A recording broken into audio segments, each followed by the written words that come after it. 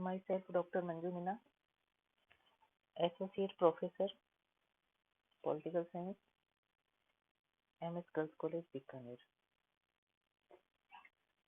आज का अपना टॉपिक है अरस्तु राजनीति विज्ञान का जनक, और इसको हम इस प्रकार भी कह सकते हैं कि प्रथम राजनीतिक वैज्ञानिक के रूप में अरस्तु। इससे पहले मैंने आप लोगों को अरस्तु के जीवन परिचय और अरस्तु के जो ग्रंथ हैं उनके बारे में और अरस्तु की पद्धति के बारे में थोड़ी जानकारी दी थी। अरस्तु राजनीति विज्ञान का जनक, इसको समझाने से पहले मैं आप लोगों को ये बताना चाहती हूँ कि अरस्तु का जो चिंतन है उसके ऊपर किस किस का प्रभाव पड़ा। जैसा कि हमको पता है कि अरस्तु एक मौलिक विचारक है, फिर भी अन्य विचारकों की तरह से अरस्तु भी अपने युग की परिस्थितियों और अपने युग के जो समकालीन व्यक्ति थे उनसे और अपनी जो पैतृक पृष्ठभूमि से प्रभावित था। यद्यपि अरस्तु के ऊपर सबसे अधिक जो प्रभाव है वह उनके गुरु प्लेटो का था। जिस समय प्लेटो अपने ग्रंथ लॉज की रचना कर रहे थे, जब प्लेटो, मैंने आप लोगों को बताया था कि यद्यपि प्लेटो ने अनेक ग्रंथों की रचना की, लेकिन उनमें से रिपब्लिक, स्टेट्समैन और लॉज, ये तीन जो है उनके सबसे महत्वपूर्ण ग्रंथ जो है वो माने जाते हैं।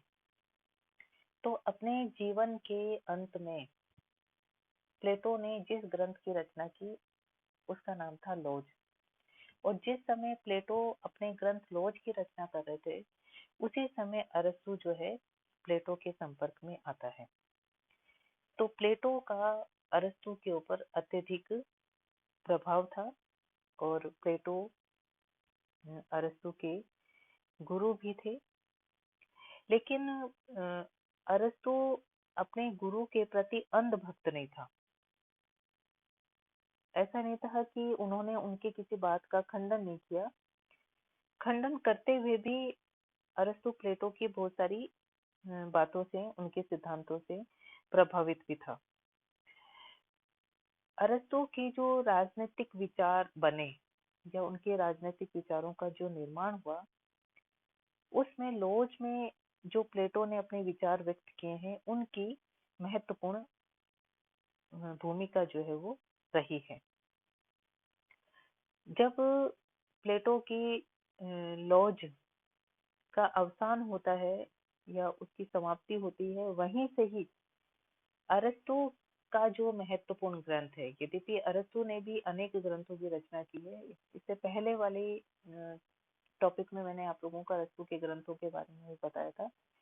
तो जब जहाँ पर प्लेटो के ग्रंथ लॉज की चिंतन धारा या विचारधारा का अवसान होता है, वहां से अरस्तु का जो महत्वपूर्ण ग्रंथ है पॉलिटिक्स, उसकी शुरुआत होती है।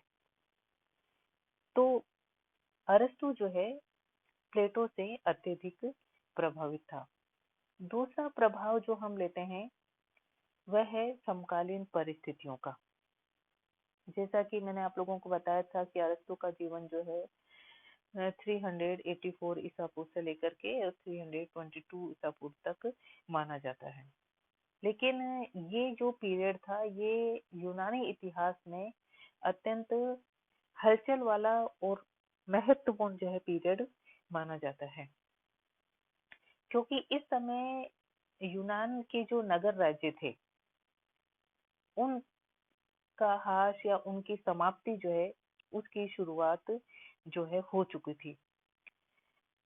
इसमें स्पार्टा का जो है पतन हुआ, यूनानी जो नगर राज्य थे उसके ऊपर मैसिडोनिया का जो है अधिकार जो है हो जाता है। और इन सब परिस्थितियों ने अरस्तु को ये सोचने के लिए प्रेरित किया कि वास्तव में यूनान के जो नगर राज्य हैं उनके पतन के क्या कारण थे। जिसके कारण से यूनानियों को इतने बुरे दिन जो है वह देखने पड़ते हैं। यद्यपि अरस्तु ने जो मैसिडोनिया था उसके साम्राज्यवाद को देखा और यूनानी यूनानियों के मन में अपने नगर राज्यों के प्रति जो झुकाव था उसको उसने देखा। और ये जो तत्कालीन जो परिस्थितियां थी उसमें दासों का समाज में क्या महत्व था और दासों को अरस्तु ने प्राकृतिक क्यों घोषित किया, इन सब चीजों का अत्यधिक जो है प्रभाव पड़ा। साथ ही अरस्तु के ऊपर जो है उसकी जो पैतृक पृष्ठभूमि थी, क्योंकि अरस्तु में जो वैज्ञानिक दृष्टिकोण था वह उसकी पारिवारिक पृष्ठभूमि से आया था, क्योंकि उनके पिता और उनके जो दादाजी थे वह चिकित्सक थे और वहाँ के राज परिवार की चिकित्सा का कार्य जो है वो करते आए थे। और इसी कारण से अरस्तु ने जीव विज्ञान और जो वैज्ञानिक पद्धति थी उसमें दिलचस्पी जो है वह दिखाई। साथ में हम देखते हैं कि अरस्तु के ऊपर सिकंदर महान का जो प्रभाव था, अपने सुकरात जो है उनके शिष्य प्लेटो, प्लेटो के शिष्य जो है अरस्तु और अरस्तु का शिष्य जो है वह सिकंदर महान था। तो सिकंदर अरस्तु के संपर्क में आते हैं और कुछ विद्वान ये मानते हैं कि गुरु ने शिष्य को बहुत अधिक जो है प्रभावित किया। साथ ही साथ में अरस्तु की जो पत्नी थी उनका भी अरस्तु के जीवन पर अत्यधिक प्रभाव पड़ा। उनका पारिवारिक जीवन जो है काफी सुखमय था और इसी कारण से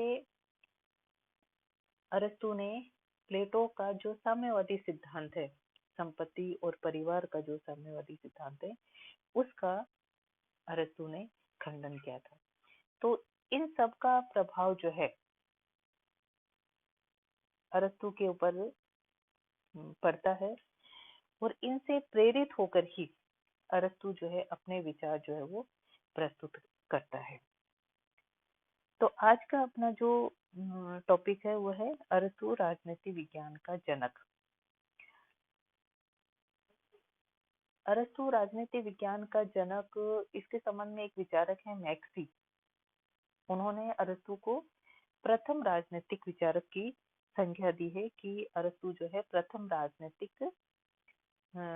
राजनीति विज्ञान के जनक है या प्रथम राजनीतिक वैज्ञानिक के रूप में उनको माना जाता है। एक दूसरे विचारक है डर्निंग। उन्होंने तो यहाँ तक कह दिया है कि पश्चिमी जगत में राजनीति विज्ञान की जो शुरुआत हुई, राजनीति विज्ञान का जो प्रारंभ हुआ वह अरस्तु से ही हुआ है, क्योंकि अरस्तु से पूर्व प्लेटो ने राजनीति पर विचार दिए, परंतु उनका जो संपूर्ण ज्ञान था या उनके जो संपूर्ण विचार जो थे वह कल्पनावादी थे। मतलब कि इस धरातल पर लागू होने वाले विचार उनके नहीं थे। मतलब कि वास्तव में कैसा होना चाहिए। प्लेटो ने जो पद्धति अपनाई वह निगमनात्मक पद्धति थी कि हमें मतलब कि राज्य को कैसा बनाना है, मतलब कि आदर्श राज्य हमारा कैसा होना चाहिए। उनको यथार्थवादिता से कोई भी मतलब नहीं था। लेकिन इनके विपरीत जब हम अरस्तु की बात करते हैं तो अरस्तु जो है क्रमबद्ध रूप से विचार प्रस्तुत करने वाला वैज्ञानिक है, विचारक है। उसने वैज्ञानिक तरीके से अपने विचार जो है वह प्रस्तुत किए और राजनीति विज्ञान को एक स्वतंत्र विज्ञान की गरिमा प्रदान करने का जो कार्य है वह अरस्तु के द्वारा किया गया। साथ ही साथ में अरस्तु ने राजनीति शास्त्र को नीति शास्त्र से अलग किया और राजनीति शास्त्र को एक उच्च कोटि का शास्त्र जो है उन्होंने माना और राज्य को एक सर्वोच्च संस्था के रूप में उन्होंने प्रस्तुत करने का प्रयास किया। जबकि प्लेटो क्या कर रहा है कि राजनीति शास्त्र और नीति शास्त्र को एक ही मान करके चल रहा है और इसीलिए प्लेटो बार बार नैतिकता की बात करता है। वह अपने आदर्श राज्य के लिए कानून की कहीं कोई बात नहीं करता है। उन्होंने अपने ग्रंथ रिपब्लिक में सिर्फ नैतिकता की बात ही कही है। जबकि राजनीति और नैतिकता ये दोनों अलग अलग चीजें हैं, इनको हम एक मान करके नहीं चल सकते हैं। तो ऐसे कौन से कारण हैं जिनकी वजह से हम अरस्तु को राजनीति विज्ञान का जनक मान करके चलते हैं? उसमें सबसे पहला जो पॉइंट हम लेते हैं वह है आगमनात्मक विधि का अनुसरण। प्लेटो ने निगमनात्मक पद्धति का अध्ययन किया और अरस्तु ने अपने जो विचार प्रस्तुत किए वो आगमनात्मक पद्धति के आधार पर या विधि के आधार पर उन्होंने प्रस्तुत किए। क्योंकि अरस्तु के जो विचार थे वह वास्तव में इस पृथ्वी पर लागू होने वाले थे। उनके विचार यथार्थवादी विचार थे और उन्होंने अपने जो विचार प्रस्तुत किए वो हवा में प्रस्तुत नहीं किए, बल्कि उन्होंने उस समय के 158 संविधानों का तुलनात्मक अध्ययन किया और उसके पश्चात उन्होंने निष्कर्ष निकाले और निष्कर्ष निकालने के बाद उन्होंने राज्य के सिद्धांतों को प्रस्तुत किया और जो भी उन्होंने सिद्धांत प्रस्तुत किए वो वास्तव में लागू होने वाले हैं। उनका उद्देश्य था कि हम उन सिद्धांतों को वास्तव में यथार्थ में लागू करें। दूसरा जो पॉइंट है वह है कि राजनीति शास्त्र को नीति शास्त्र से पृथक करना है। प्लेटो ने क्या किया कि राजनीति शास्त्र को नीति शास्त्र का ही एक अंग माना है, एक पार्ट माना है। उसने राजनीति शास्त्र को नीति शास्त्र में मिला दिया था और उससे क्या हुआ कि राजनीति शास्त्र का अपना कोई पृथक और स्वतंत्र स्थान जो है वो नहीं रहा। और इसके विपरीत अरस्तु क्या करते हैं? अरस्तु ऐसे विचारक है जिन्होंने इन दोनों को अलग अलग करने का कार्य किया, क्योंकि नीति शास्त्र का संबंध जो है उद्देश्य से होता है, जबकि राजनीति शास्त्र का संबंध उन साधनों से होता है जिनसे कि हम उन उद्देश्यों को प्राप्त करना चाहते हैं। नेक्स्ट जो है यथार्थवादी विचारक। देखिए अरस्तु ऐसा प्रथम विचारक है या पहला ऐसा विचारक है जिसने कि यथार्थवादी और व्यवहारवादी दृष्टिकोण राजनीति के संबंध में प्रस्तुत किए। मतलब कि अरस्तु ने अतिवादिता से बचते हुए हमेशा जो है मध्यम मार्ग का अनुसरण किया और मध्यम मार्ग का अनुसरण करने पर ही सबसे ज्यादा उन्होंने बल दिया, क्योंकि उनका मानना था कि विकास के मार्ग में सबसे बड़ा जो अवरोध है या जो रुकावट जो होती है वह असंतुलन है। चाहे वो राजनीति का असंतुलन हो, चाहे सामाजिक या आर्थिक असंतुलन हो। और असंतुलन जो है वो अतियों के कारण से पैदा होते हैं। तो अतिवाद से बचते हुए उसने हमेशा मध्यम मार्ग का अनुसरण करने का प्रयास किया और वह भी यथार्थवादिता के आधार पर। क्योंकि अरस्तु जो है साम्यवाद, निरंकुशता और आंगिक समानता जो है इन सब की अति को समझता था और इसीलिए उसने हमेशा जो है उनके बीच का मार्ग जो है निकालने की कोशिश की। नेक्स्ट पॉइंट जो है वह है राज्य के पूर्ण सिद्धांत का क्रमबद्ध निरूपण। मतलब अरस्तु ऐसा पहला विचारक है जिसने राज्य के जन्म, उसके विकास, उसके स्वरूप, संविधान की रचना, नागरिकता, सरकार के निर्माण, कानून की सर्वोच्चता, क्रांति जैसे जो महत्वपूर्ण विषय उसने प्रस्तुत किए वो सिस्टेमेटिक ढंग से प्रस्तुत किए। और ये सभी जो विचार हैं ये आधुनिक राजनीति शास्त्रियों के चिंतन का विषय है और अरस्तु ने इन सब का जो है क्रमबद्ध जो है विवेचन प्रस्तुत किया और प्लेटो के चिंतन में ऐसी क्रमबद्धता हमें दिखाई नहीं देती है। मतलब कि बार्कर ने इनके संबंध में कहा भी है कि अरस्तु के विचार प्राय आधुनिकतम हैं, भले ही अरस्तु का राज्य केवल एक नगर राज्य ही रहा हो। और अरस्तु ही वो पहला विचारक है जिसने कि प्रतिपादित किया कि मनुष्य एक राजनीतिक प्राणी है, और आज भी राजनीति शास्त्र की अमूल्य जो है धरोहर जो है वह मानी जाती है।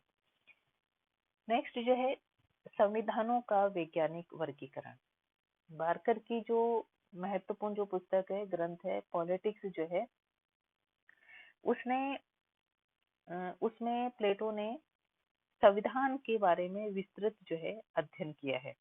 अरस्तु को संविधान और संविधानवाद का जनक भी कहा जाता है।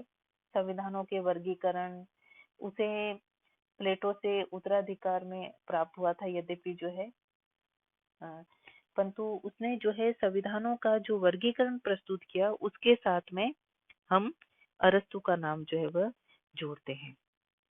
नेक्स्ट में अरस्तु ने जो अपना नागरिकता का सिद्धांत प्रस्तुत किया, आधुनिक जो नागरिकता की जो हम परिभाषा देते हैं, उसमें जो है अरस्तु के नागरिकता संबंधी जो विचार थे वो मार्गदर्शक का रूप में कार्य करते हैं कि नागरिक कौन हो सकते हैं और कौन नहीं हो सकते हैं। इनके संबंध में सबसे पहले विचार जो है अरस्तु के द्वारा जो है प्रस्तुत किए गए। साथ ही साथ में अरस्तु ने जो है कानून की सर्वोच्चता का प्रतिपादन किया।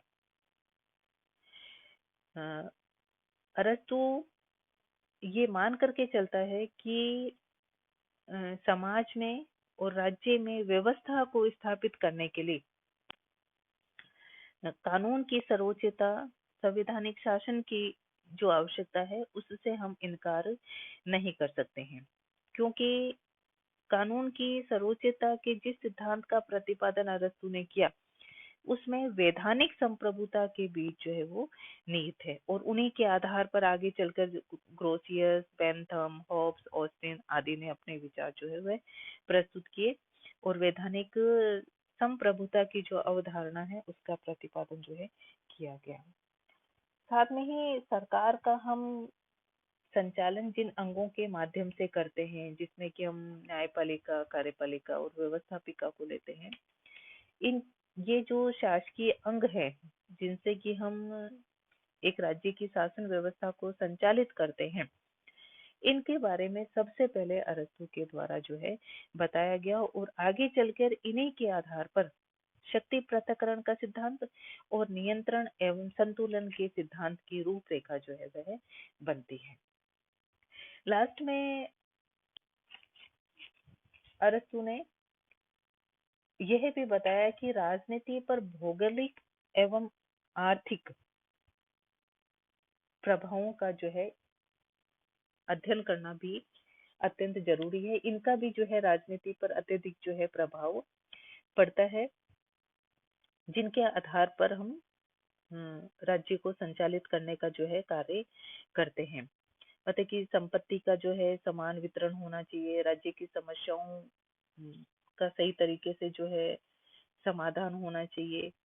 तो ये सब चीजें जो है, और भौगोलिक स्थिति जो है, जैसे कि राज्य जो है सागर तट के पास होना चाहिए ताकि विदेशों से व्यापारिक संबंध स्थापित किए जा सके। अर्थात भौगोलिक और आर्थिक जो तत्व होते हैं वह राजनीति को अत्यधिक प्रभावित करने का कार्य जो है करते हैं। तो ये कुछ पॉइंट्स हैं जिनकी वजह से हम प्लेटो को नहीं, जबकि प्लेटो जो है अरस्तु से पहले का विचारक है, प्लेटो को नहीं, हम अरस्तु को राजनीति विज्ञान का जनक जो है मान करके चलते हैं, क्योंकि उन्होंने अपने चिंतन को जो है वैज्ञानिक तरीके से प्रस्तुत करने की कोशिश की। उन्होंने क्रमबद्धता अपने विचारों में लाने की कोशिश की, और जो भी उन्होंने विचार प्रस्तुत किए वह उनके यथार्थवादी विचार थे, यथार्थवादी विचार हैं, व्यवहारिक विचार है, और आज भी उनके विचारों को अपनाए हुए हैं।